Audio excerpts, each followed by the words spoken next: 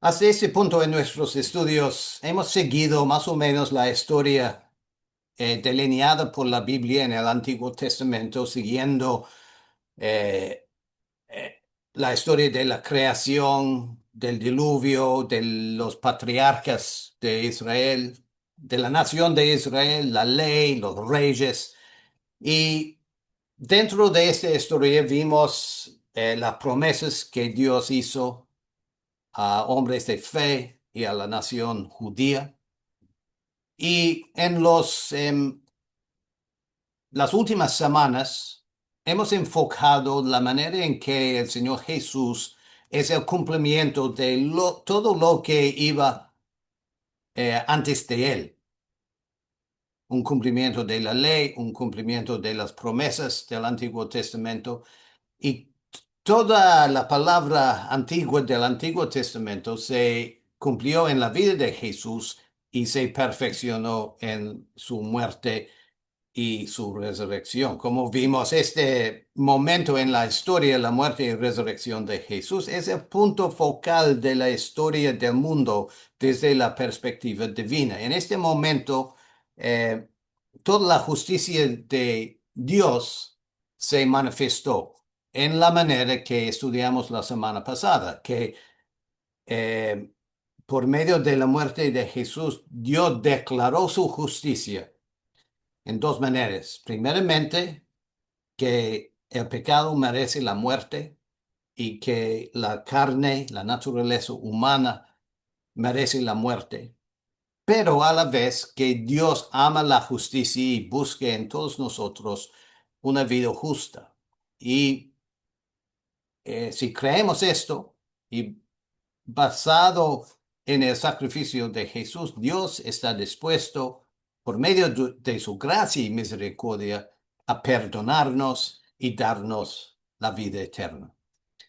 Y llegamos a este punto la semana pasada pensando en el bautismo y cómo el bautismo es el primer paso en la vida de un creyente hacia el reino de Dios. El paso que declara eh, la decisión que uno hace para seguir a Jesús, para seguir los caminos de Dios y para eh, estar en el reino de Dios, participar en la vida eterna.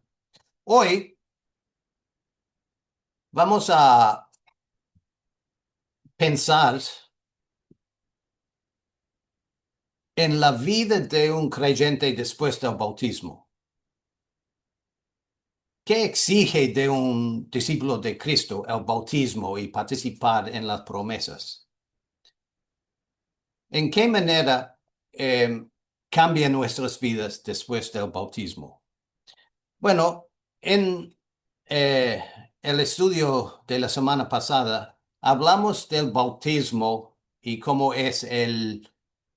simboliza la muerte del viejo hombre, que por medio del bautismo uno muere junto con Cristo. Jesús, como representante de nosotros, murió en la cruz y nosotros por medio del bautismo decimos, sí, debemos estar en la cruz con Él, porque el viejo hombre, el hombre de la carne, merece la muerte. Entonces, Pablo dice en Romanos 6, sabiendo esto, que nuestro viejo hombre fue crucificado juntamente con él. Está hablando de nosotros. Por medio del bautismo nos crucificamos juntamente con Jesús para que el cuerpo del pecado sea destruido a fin de que no servamos más al pecado.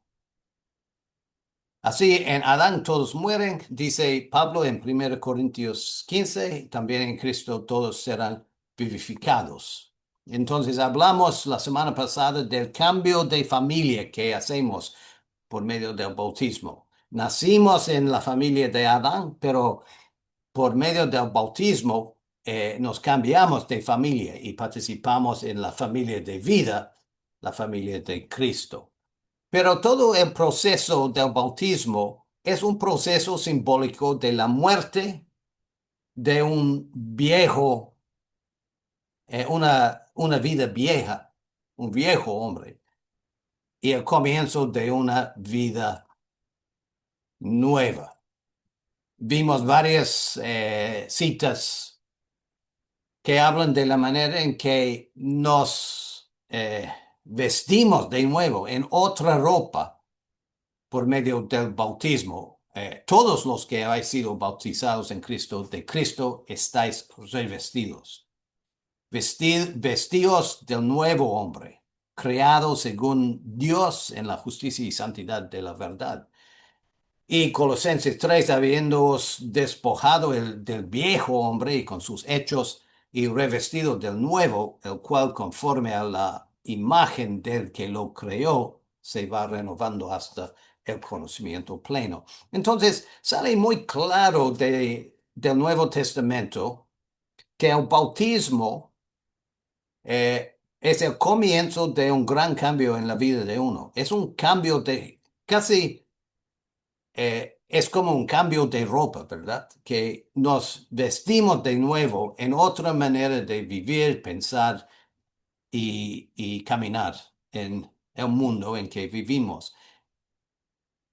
Y todo lo que hacemos debe ser en el servicio de la justicia, de la santidad y de nuestro Dios. Hoy vamos entonces a hablar en términos más prácticos de qué quiere decir esto. O sea, hablar de revestirse en Cristo o un nuevo hombre o una nueva vida. Eh, bueno, es posible entenderlo sin problema, ¿verdad? Un cambio del viejo al nuevo. Pero en términos prácticos, ¿qué quiere decir esto? Porque muchas veces, después del bautismo, seguimos la vida de cada día. Nos levantamos, desayunamos, vamos al trabajo, volvemos a la casa, comimos y nos acostamos para la noche. Así es el ciclo de la vida.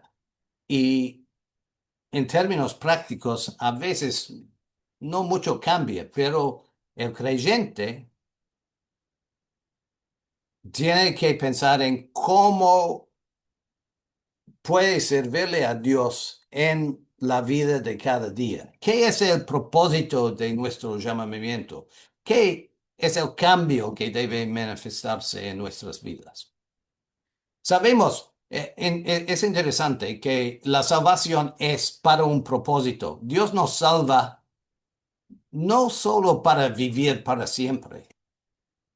El concepto de la vida eterna es una idea vacía si no pasa nada en esta eternidad. Y vamos a hablar después del reino de Dios en el futuro y lo que va a pasar ahí entonces, pero en la vida ahora es importante que utilicemos nuestras vidas en el servicio de nuestro Dios. Entonces, leímos de los gran cambios que toman lugar después del bautismo, una nueva vida, nueva ropa, un nuevo hombre. Pero seguimos en el mismo cuerpo, en el mismo mundo, eh, bajo los mismos cargos de la vida que experimentamos cada día. Pablo en Romanos capítulo 6, antes de hablar del bautismo, hace la pregunta. Después de haber hablado de la gracia de Dios, la manera en que Dios nos perdona a base de nuestra fe y el sacrificio de Jesús, hace la pregunta, ¿qué diremos pues? ¿Perseveraremos en el pecado para que la gracia abunde? O sea, Pablo hace la pregunta, bueno, después de haber recibido el perdón de pecados y después de haber recibido la gracia de Dios y después de entender que una persona no puede ganar la salvación, es imposible ganar la salvación, dependemos de la gracia de Dios. Hace la pregunta Pablo. Bueno, si es el caso, debemos perseverar en el pecado para que la gracia de Dios abunde. O sea, es importante lo que hagamos después del bautismo en nuestras vidas diarias. La manera de vivir es importante porque la gracia de Dios cubre todo. Entonces, ¿seguimos el pecado para que esta gracia abunde? En ninguna manera es la respuesta obvia que Pablo nos da. En ninguna manera es fuera del concepto, ¿verdad? De servirle a Dios a seguir en el pecado. Entonces, Pablo describe en los versículos que siguen por qué no. Porque los que hemos muerto al pecado, ¿cómo viviremos aún en él? ¿No sabéis que todos los que hemos sido bautizados en Cristo Jesús, hemos sido bautizados en su muerte? Porque somos sepultados juntamente con él para muerte por el bautismo, a fin de que como Cristo resucitó de los muertos por la gloria del Padre, así también nosotros andemos en nueva vida. En nueva vida. Es el tema de hoy. Andamos en nueva vida. Y esta cita en realidad amplía el concepto de la nueva vida un poco cuando dice que Jesús resucitó de los muertos por la gloria del Padre. Y lo que vamos a ver hoy es que la nueva vida es una vida que se dedica a la gloria de Dios. La nueva vida es una vida que se dedica a glorificar a nuestro Padre Celestial. Y tal vez esta idea sirve de un resumen del tema de hoy. La nueva vida eh, que comenzamos por medio del bautismo es una vida que debe de dar la gloria a Dios en todo lo que hacemos. Tal vez el versículo que lo expresa más claramente o en una manera fácil de entender será Gálatas capítulo 5, donde Pablo habla del fruto del Espíritu. Y en este parte del libro de Gálatas, Pablo hace el contraste entre la carne y el espíritu. Es un contraste que ha dominado nuestros estudios desde el comienzo de la serie, porque entró este contraste en el mundo en el huerto de Edén, ¿verdad? Con las dos simientes de la serpiente y de la mujer un contraste de dos maneras de pensar, los caminos de Dios, el espíritu, los caminos del hombre, la carne, el Espíritu Santo y el diablo, dos distintas maneras de pensar y actuar. Entonces, esta cita comienza con una lista de lo que Pablo llama las obras de la carne, que son adulterio, fornicación, inmundicia, lascivia, idolatría, hechicerías, enemistades, pleitos, celos, iras, contiendas, disensiones, herejías, envidias, homicidios, borracheras, orgías y cosas semejantes a esas, acerca de las cuales os amonesto, como ya os lo he dicho antes, que los que practican tales cosas no heredarán el reino de Dios.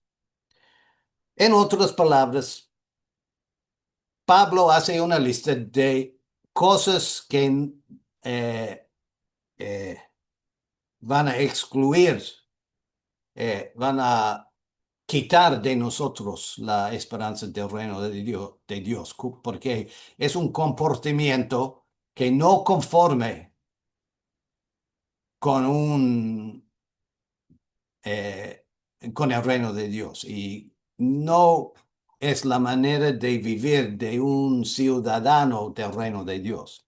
Al otro lado, Pablo sigue el fruto del Espíritu, es amor, gozo, paz, paciencia, benignidad, bondad, fe, mansedumbre, templanza. Contra tales cosas no hay ley.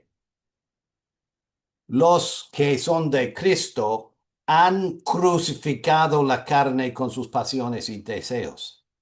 Así dice Pablo en esta cita. Y cuando leemos que los de Cristo han crucificado la carne, es una referencia al bautismo, ¿verdad? Como leímos en Romanos 6, que por medio del bautismo crucificamos la carne, el viejo hombre, junto con Cristo en la cruz. Entonces, las cosas que dejemos atrás son las cosas en la primera lista, las obras de la carne, y seguimos después el fruto del Espíritu. Ahora, es muy interesante notar que las obras de la carne son sobre todo acciones, pero el fruto del Espíritu es más una actitud. Acciones como adulterio, eh, homicidios, borracheras, son acciones. Pero la actitud que Dios busca eh, se resume en el fruto del Espíritu: amor, gozo, paz, paciencia, benignidad. Y eso es, eh, confirma lo que Jesús dice, por ejemplo, que cuando en el Evangelio de Mateo, capítulo 5, dice que, bueno, decía antiguamente no matarás, pero les digo que el que se enoja ya ha entrado en el camino del pecado. Entonces va más allá que la acción y habla del estado del corazón y la mente de una persona para evitar las obras de la carne. Entonces, la nueva vida es una vida de nueva actitud, una vida que se basa en el espíritu, el fruto del espíritu, para evitar las obras de la carne. ¿Por qué? Porque hemos crucificado la carne con sus pasiones y deseos. Entonces, sí es verdad que eh, una nueva vida en Cristo se basa en las actitudes correctas, las ideas que se expresan por medio del Espíritu de Dios. Pero Juan nos recuerda que este es el amor de Dios, que guardemos sus mandamientos, y sus mandamientos no son gravosos. El primer paso hacia la obediencia y el cumplimiento del Espíritu de Dios es hacer lo que Dios pide de nosotros, hacer los mandamientos. Y es muy útil para el ser humano tener un mandamiento, porque aun sin entender plenamente el propósito o la razón de no hacer tal cosa, podemos seguir en todo caso la voluntad de Dios por guardar su mandamiento. Por ejemplo, eh, no debemos emborracharnos. Bueno, por el simple seguir el mandamiento de no emborracharse, eh, seguimos lo que Dios pide de nosotros. Después, sí, vamos a entender que qué lugar tiene la embriaguez en la vida de un discípulo. ¿Cómo puede un discípulo dar gloria a Dios y seguir a Cristo siendo ebrio?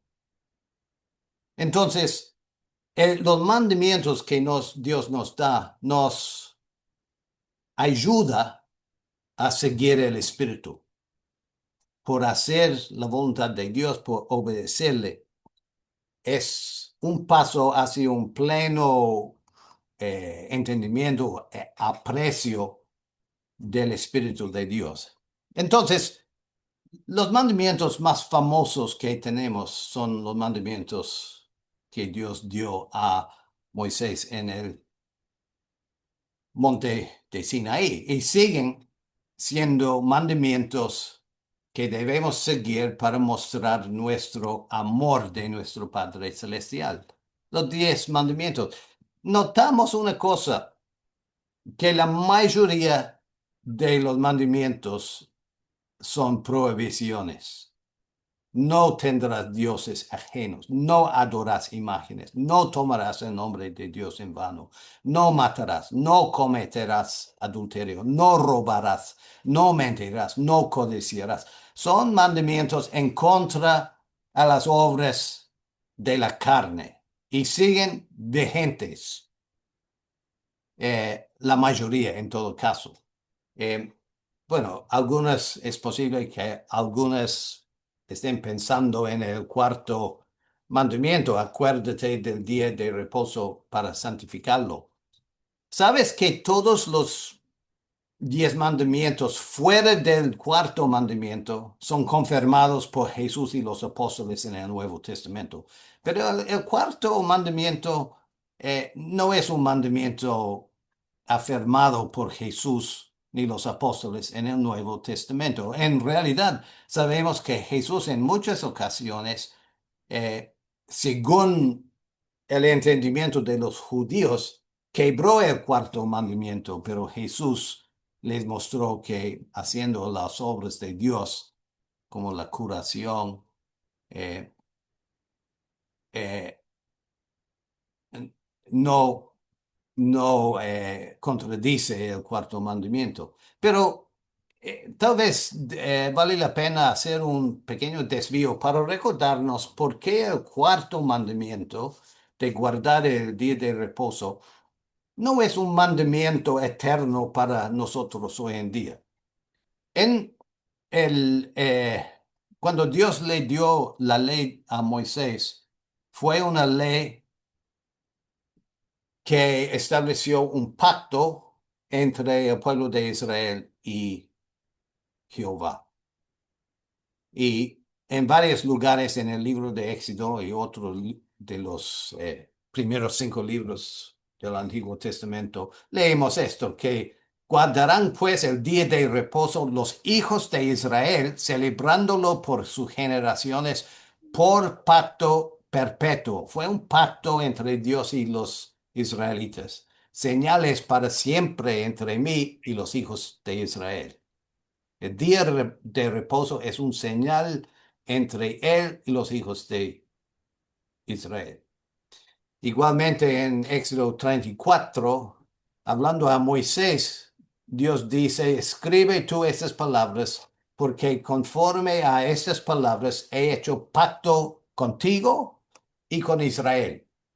Y él estuvo allí con Jehová 40 días y 40 noches, no comió pan ni bebió agua, y escribió en tablas las palabras del pacto, el pacto con Moisés y con Israel, que es los 10 mandamientos, Éxodo 34, 28.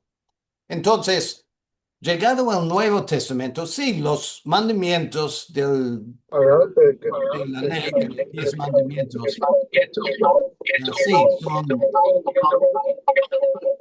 sí, son, La gente que se pone, ya, sí, son muy importantes y buenos, pero solo 9 de los 10 son mandamientos que Jesús y los apóstoles confirman en el Nuevo Testamento como mandamientos que un discípulo debe mostrar en su vida. Jesús dijo que mi Padre hasta ahora trabaja y yo trabajo. Y Pablo en Hebreos capítulo 9 habla de un reposo en el futuro que esperamos en el reino de Dios. El antiguo pacto recordaba la primera creación, los 7 días o los 6 días de la creación y el séptimo día de reposo. Fue parte del antiguo pacto. Estamos en un nuevo pacto, una nueva creación, y todavía esperamos el reposo del nuevo pacto, que es el reposo que encontramos en Hebreos capítulo 4. No queremos desviarnos mucho en esto, pero es importante comentarlo porque estamos pensando en los 10 mandamientos, que son mandamientos buenos para cumplir. No robarás, no mentirás, no matarás, no tomarás el nombre de Dios en vano. Son mandamientos de prohibición en contra las obras de la carne.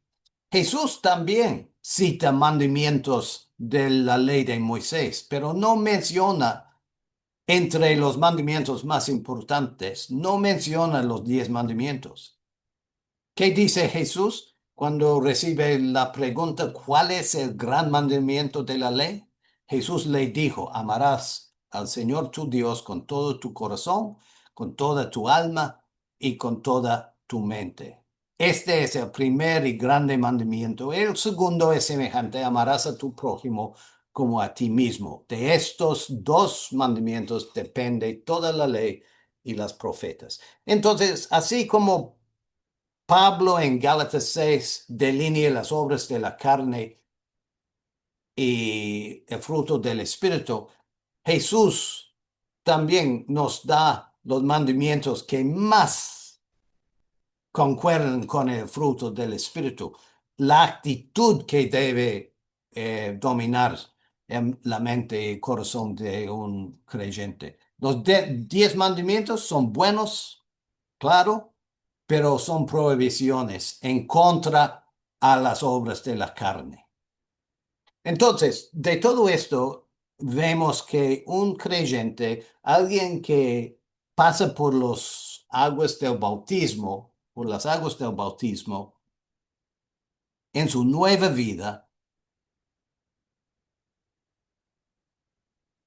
eh, debe dedicarse a la gloria de Dios, debe rechazar las obras de la carne, y cuando digo rechazar quiere decir no hacer, y más bien buscar a manifestar el fruto del Espíritu en toda la vida.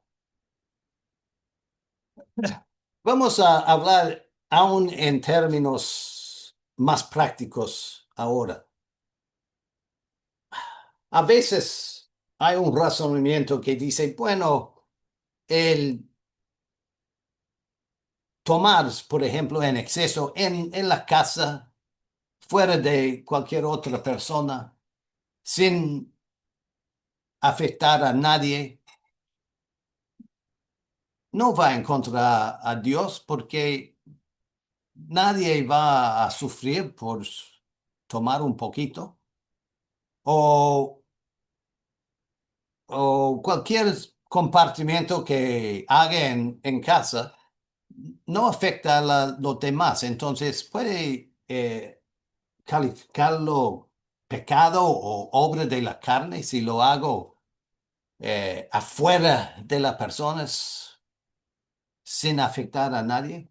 Bueno, en 2 Samuel capítulo 12 versículo 3, después del pecado, el gran pecado de David, Natán vino a David para decirle que había pecado en el adulterio con Betsabé, en el homicidio de Urías.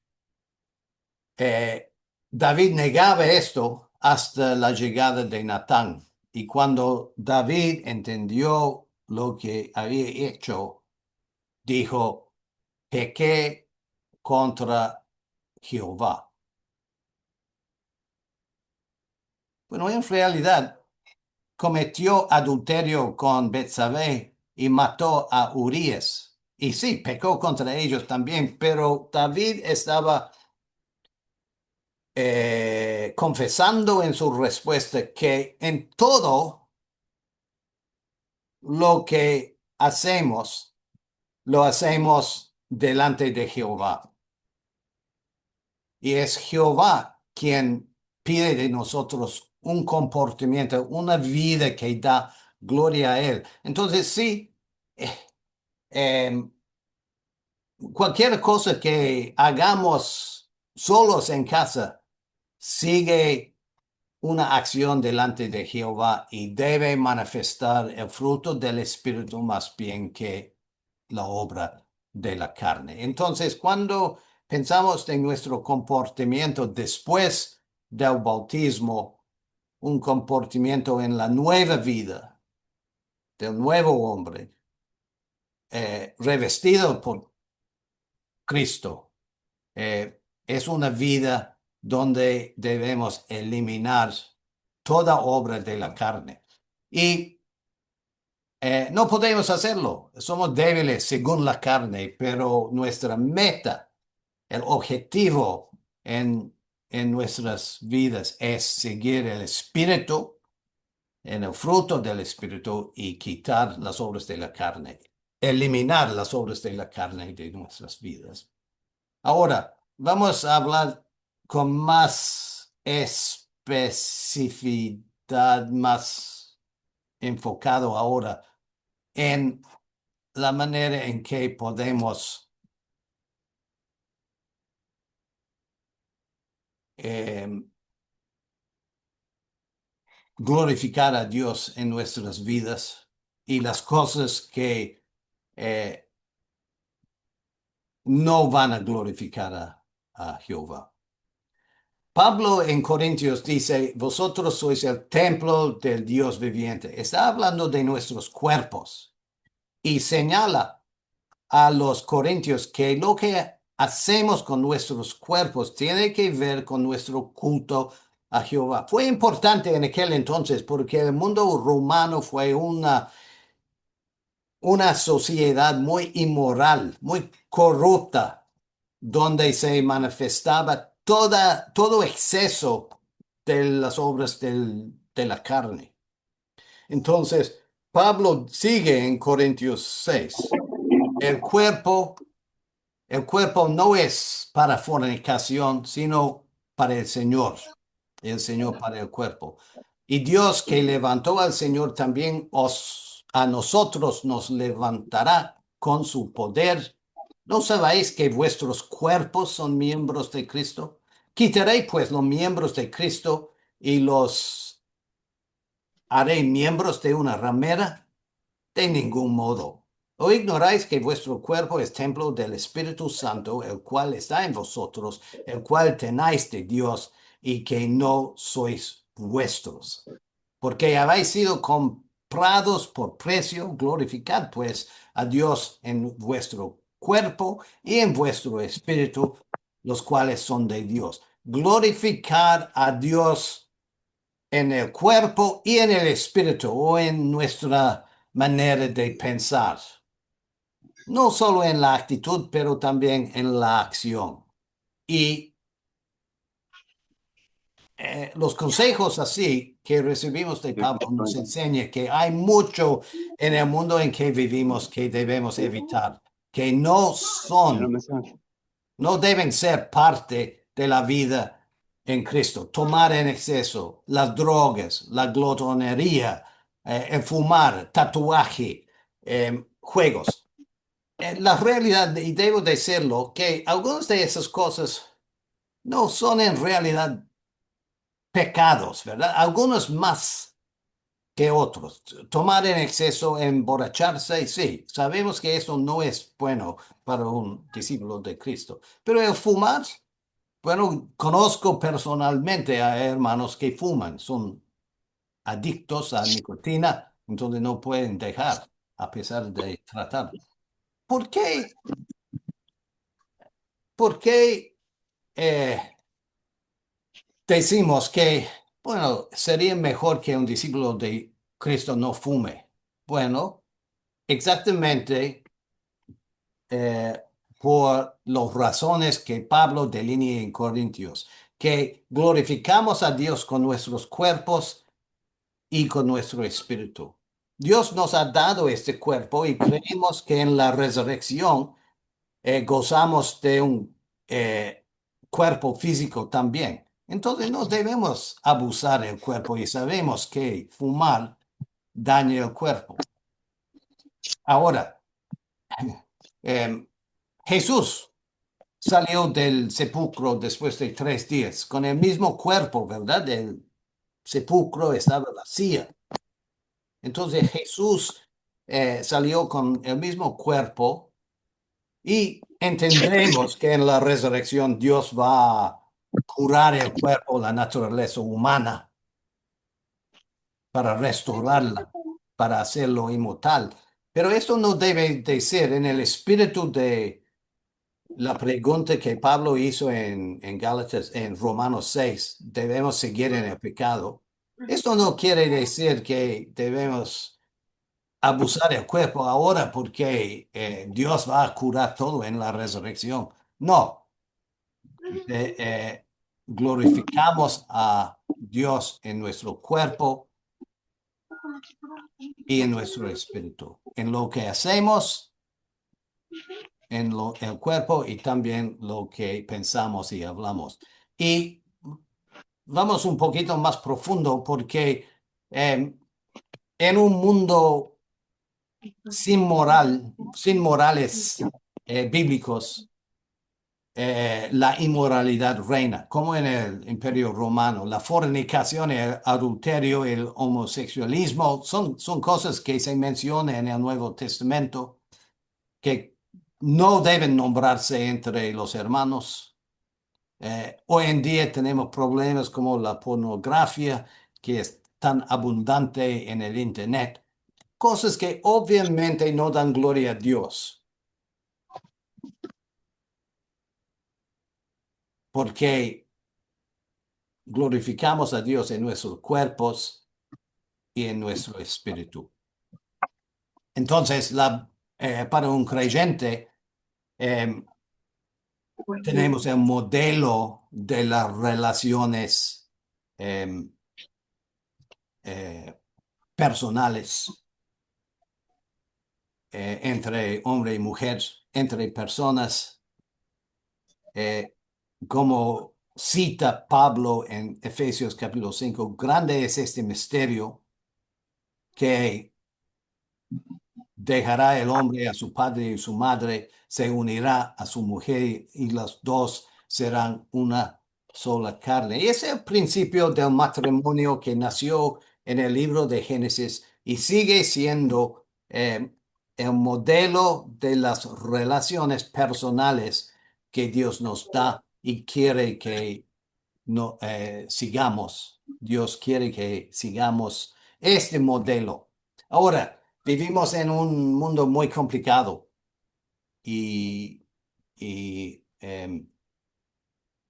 el modelo ideal que Dios nos da se ha caído en muchas ocasiones.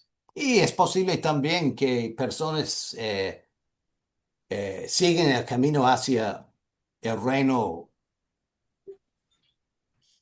solteras o pierden su mujer o su marido.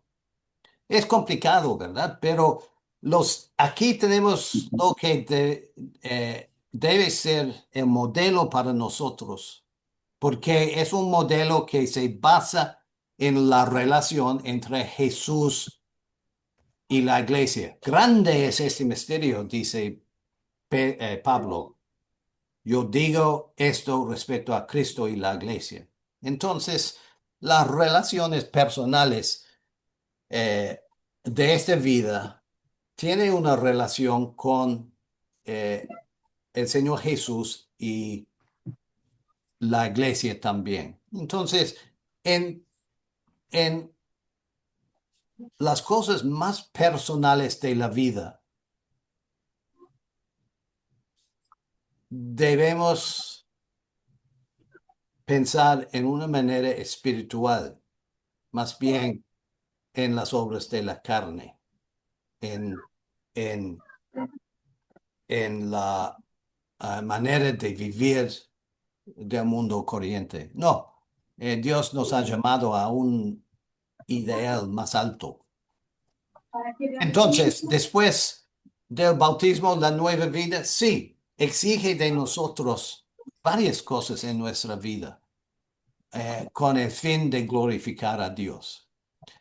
Pedro dice así, os ruego, hermanos, como a extranjeros y peregrineros, personas que no pertenecen a este mundo, que os abstengáis de los deseos carnales que batallen contra el alma.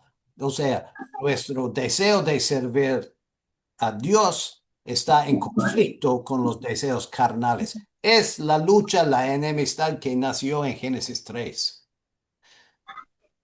Mantengan buena vuestra manera de vivir entre los gentiles, para que en lo que murmuran de vosotros como de malhechores, glorifiquen a Dios en el día de visitación al considerar vuestras buenas obras. De nuevo, vemos el principio de glorificar a Dios.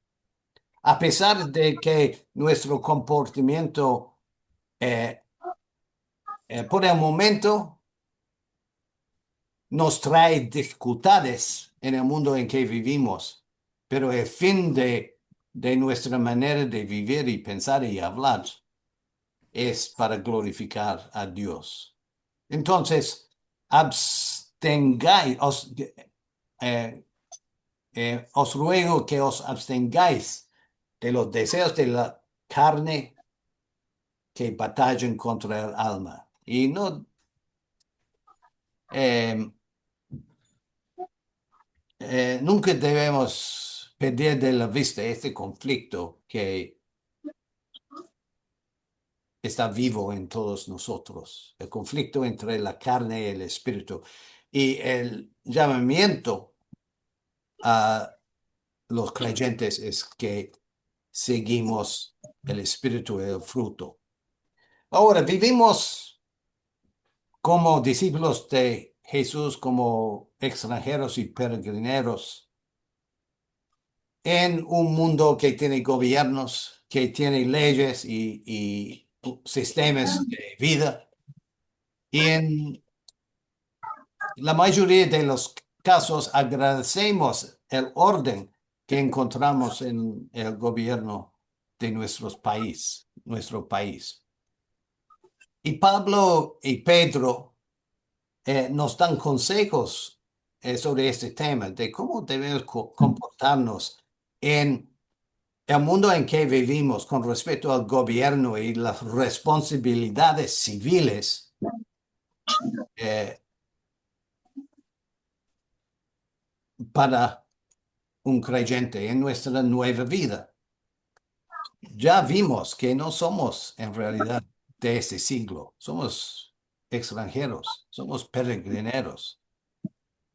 Pero Pedro dice así, por causa del Señor, someteos a toda institución humana, sea al rey como a superior, ya a los gobernadores como por él enviados para castigar de los malhechores y alabanza de los que hacen bien, porque esta es la voluntad de Dios, que haciendo bien hagáis callar la ignorancia de los hombres insensatos, como libres, pero no como los que tienen la libertad como pretexto para hacer lo malo, sino como siervos de Dios. Honrad a todos, amad a los hermanos, temed a Dios, honrad al rey. Pedro describe la manera en que vivimos en la sociedad actual, que en un sentido Dios pone los gobiernos para mantener orden, para castigar los malhechores y para alabar a los que hacen bien. Y en un sentido tiene razón que el gobierno mantiene orden en la vida civil. En Romanos 13, Pablo subraya el principio, y es un pasaje largo, pero voy a leerlo porque resume muy bien la nueva vida en el mundo en que vivimos y las responsabilidades que tenemos al Estado Sométese toda persona a las autoridades superiores, porque no hay autoridad sino de parte de Dios y las que hay por Dios han sido establecidas. Un principio muy importante, ¿verdad? De modo que quien se opone a la autoridad o a lo establecido por Dios resiste. Y los que resisten acarrean condenación para sí mismo, porque los magistrados no están para infundir temor al que hace el bien, sino al malo. ¿Quieres pues no temer la autoridad? Haz lo bueno y tendrás alabanza de ella, porque es servidor de Dios para tu bien. Pero si hace lo malo, teme, porque no en vano lleva la espada, pues es servidor de Dios, vengador para castigar al que hace lo malo. Por lo cual es necesario estarle sujetos, no solamente por razón de castigo, sino también por causa de conciencia. Pues por esto pagáis también los tributos, porque son servidores de Dios que atienden continuamente a esto. Pagad a todos lo que debáis, al que tributo, tributo, al que impuesto, impuesto, al que respeto, respeto, al que honra, honra. El mensaje es claro. En el mundo en que vivimos, en la nueva vida, un discípulo de Cristo debe respetar el gobierno, pagar los impuestos y obedecer la ley. ¿Por qué? Dios pone los gobiernos del mundo. Es un principio que se anunció en Daniel 4. El Altísimo gobierna el reino de los hombres y que a quien él quiere lo da y constituye sobre él al más bajo de los hombres. Dios establece los gobiernos del hombre. Nuestra ciudadanía está en los cielos, de donde también esperamos al Salvador, al Señor Jesús, dice Filipenses 3. Entonces, vivimos en el mundo, pero no somos parte del mundo. Nuestra ciudadanía está en los cielos, pero vivimos en el país, bajo las leyes del país, bajo los gobiernos, y Dios los pone en lugares para mantener orden y por eso debemos respetarlo. Sin embargo, siempre llega un punto de conflicto entre un gobierno y las leyes de Dios. Pedro y después Pablo dicen, es necesario obedecer a Dios antes que a los hombres. Entonces, hay momentos en nuestra vida en que lo que Dios pide a nosotros va a contradecir lo que el gobierno exige de nosotros. Y fue el caso en los primeros siglos que los cristianos sí obedecían al imperio romano hasta tal punto y después de esto no podían obedecer, no podían eh, negar su fe, negar el nombre de Jesús, recibir al César como un Dios. Y a veces su rechazo de las leyes del Imperio Romano resultó en su muerte. Y gracias a Dios, hoy en día no vivimos en una ciudad, una sociedad tan brutal, pero hay momentos en la vida en que lo que Dios pide a nosotros va a superar lo que pide el gobierno. Y un buen ejemplo de esto es el servicio militar,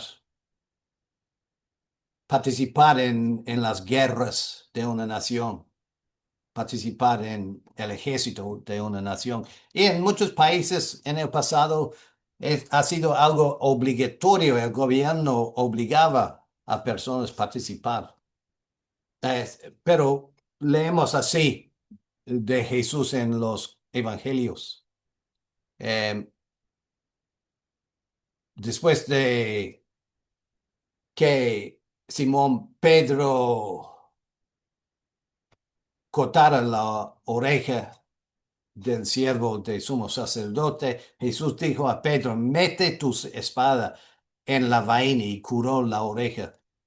Y luego dice, mi reino no es de este mundo. Si mi reino fuera de este mundo, mis servidores pelearían. Somos ciudadanos de este reino, no peleamos en este siglo. Eh, Obviamente, pelear en una guerra humana querría decir matar también, que contradice un mandamiento tan fundamental.